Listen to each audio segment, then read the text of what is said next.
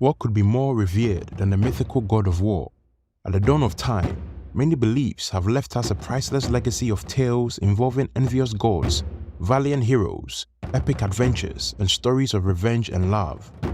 And just like Ares and Zeus in Greek mythology, Ogun is one of the most powerful gods in the African pantheon. In the Yoruba pantheon of deities, Ogun, also known as the god of iron and war, is a tremendously revered and feared deity. He is renowned for both his creativity and destructiveness, which contributes to the misunderstanding of his true nature. In the end, this is the tale of the mythical god of war.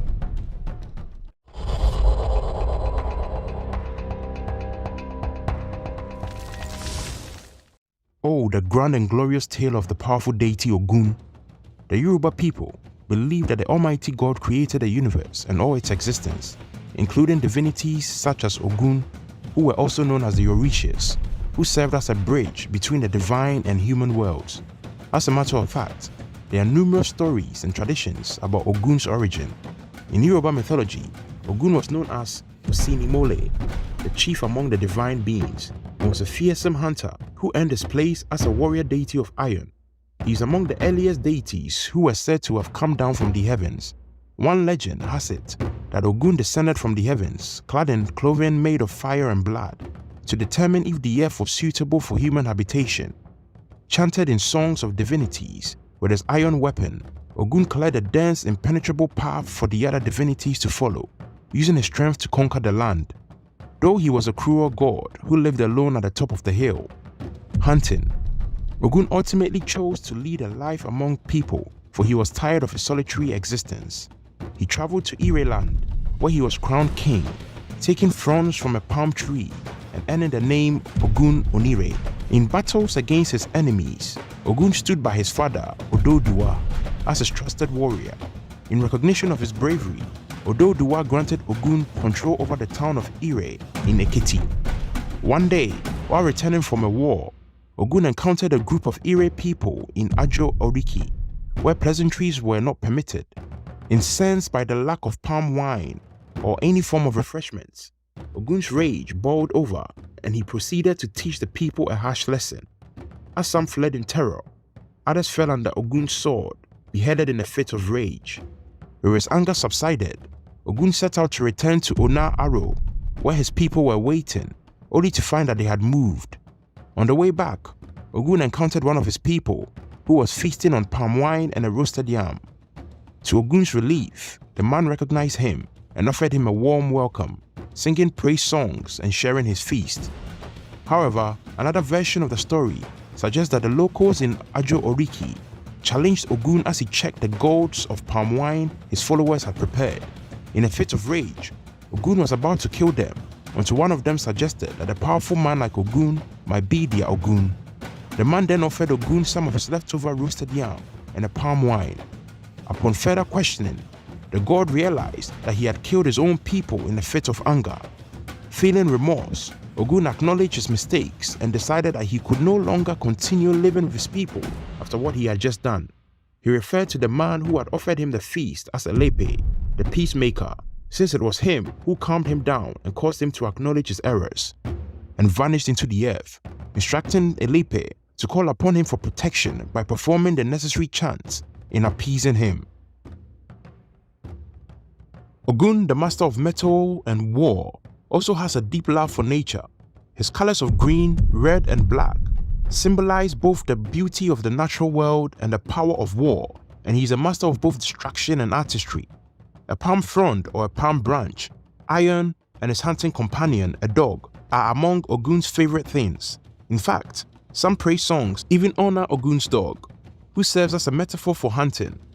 With a character that is described as dog-like, Ogun is direct, protective, forceful, and always on the lookout for danger. During cultural performances, you can hear the sounds of barking dogs, clanging metals, and war cries. The dancers wield axes and palm fronds, making forceful movements and stabbing gestures. The dance patterns tell short stories of Ogun using his weapon to clear a path through the forest and chopping down branches. Watching a performer embody the rhythm and tempos of a deity like Ogun can be captivating. It's like a mini competition for the dancer, offering a chance to showcase their knowledge, creativity, and understanding of the cultural background of the dance.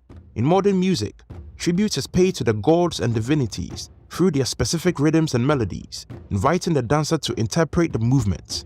Remember, Ogun uses his machete to bring wealth, health, and prosperity, just as he did for the gods in the beginning of time. But if ignored, he may bring about devastating consequences and violent conflicts. He is known to always carry his trusty iron axe, using it for self-defense in the woods and to clear the way ahead. It was with this same axe that he enabled the other deities to enter Earth. This is why Ogun's followers often wear metals such as necklaces or tools to feel his protection and call upon him when needed. The roots of iron smelting and crafting in Nigeria can be traced back to the Nok civilization as early as the 6th century BCE in West Africa. Iron metallurgy was one of the several key advancements that allowed for the rise of centralized territories along the Guinea coast between 1400 and 1600. The metal played a vital role in the formation of several significant kingdoms in Nigeria, including Dahomey, Benin, and the Yoruba kingdoms, particularly Ife and Oyo. With extensive contact between these territories, their religious views regarding the properties of iron and ironworking techniques were aligned. All of these states revered Ogun, the god of iron, as a powerful deity. Beyond being known as the first hunter, warrior, road builder, field clearer, and dynasty founder, Ogun is credited with introducing iron to the world. The iron sword of Ogun is a symbol that represents both civilization and violence. In each of these Nigerian kingdoms, iron held great ritual significance, and the forge served as both a shrine and sanctuary. The anvil was often used as a sacrifice altar for taking oaths. Given a close relationship between ironworking and supernatural forces, smiths were both revered and dreaded. Iron workers were highly valued for their exceptional skills, so much so that they were often in demand and sometimes accompanied armies into battle. This travel between Nigeria's major kingdoms facilitated the transfer of information and spiritual beliefs, further enhancing the cultural connections between them. Ogun, the warrior god, continues to play a significant role in contemporary Yoruba culture and customs. His presence is deeply ingrained in daily life, serving as a symbol of truth and justice. In courtrooms, individuals may make an oath by kissing a piece of iron in the name of Ogun, solidifying their promise to tell the truth. And for a safe journey on the road, drivers often wear an Ogun amulet for protection. The rituals and sacrifices dedicated to Ogun have been passed down through generations, including offerings such as alligator pepper, kola nuts, palm wine, red palm oil, rats, roosters, salt, snails, tortoises, water, and yams. Many of these customs have made their way into the New World. For hunters and blacksmiths, it is forbidden to witness the mating of black snakes. These restrictions are just a small example of the reverence and significance Ogun holds in modern-day Yoruba culture. The African god of war continues to be a powerful force, revered and respected by those who follow his teachings. What do you think about the African god of war? We would love to know your thoughts in the comment section. If you enjoyed this video, make sure you click the like button.